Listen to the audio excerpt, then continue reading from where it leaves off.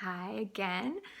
So in this last video, I'll start talking a little bit about postpartum care and my first big challenges with, postpartum. So um, it's funny, I actually had some expectations that I didn't realize that I had for postpartum. I think I anticipated not having as much pain with the engorgement phase with my boobs because I breastfed my son for 2 years. So, I think I felt like this was going to be a piece of cake, really. And I don't know why I thought that. It was very delusional of me. Um, when, you know, the milk came in for me in those first couple of days, the boobs swelled up, and my gosh, it was so intense. It was painful, really. And you're feeling pressure and pain down below from just giving birth, and then you're feeling it up here, and you're sweating, you smell like BO, and you're hot one minute, cold the next minute, and all the while you're not sleeping and you have this new baby. So, you know, if you're not prepared for this being the case, I think it can be a really scary place to be in. So, um, as soon as I felt the milk come in and my boobs getting engorged, I was like, oh man, it is gonna be like last time. So, it was a shorter engorgement stage, but, it was still there. And I also didn't anticipate having a cracked nipple, which I did get because she had trouble latching on my left side for the first few days. But I used Mother Love nipple cream and nursed her right through it and continued to, pull her off, fix her latch, put her back on, make sure she had that really big open mouth, deep latch, and eventually we got it right. We worked together.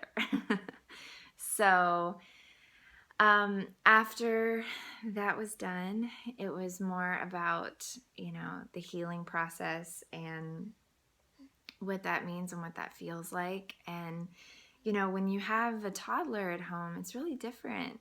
I felt a lot of guilt, and I wrote about this in the post as well, but I felt bad because he was confused. Why is mommy not getting out of bed? And, what's wrong? Why are you laying here? And why are you sleeping so much? And, it was interesting explaining all of this to him.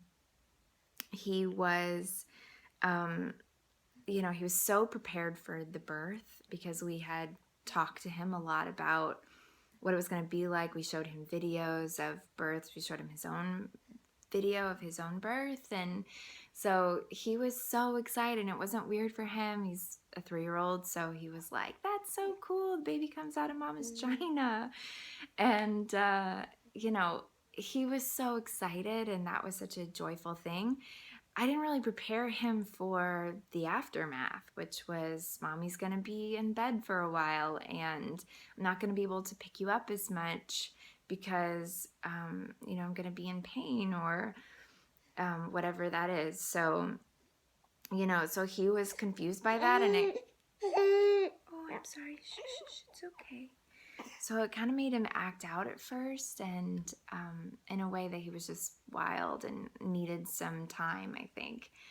So I had talked to Eric about it, and he had a bunch of meetings on that Friday, and he canceled them and took Wyatt out for a daddy and Sunday. And the next day they did a whole bunch of stuff together, and they talked a lot about it. And after that, he was a different kid. He just needed some one-on-one time and some, I think some explanation of like what was happening. And he's been incredible and very loving and kind and gentle with her, and so excited about having a sister. So it was just an interesting thing.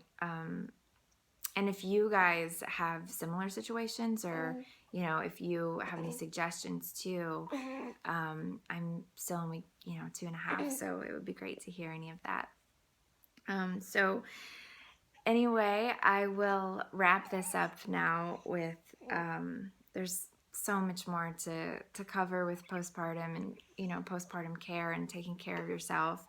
I'll write about this in the post as well, and then follow up with more info in week 3. Okay. Thank you so much. Be back soon. How do I end these things? Peace.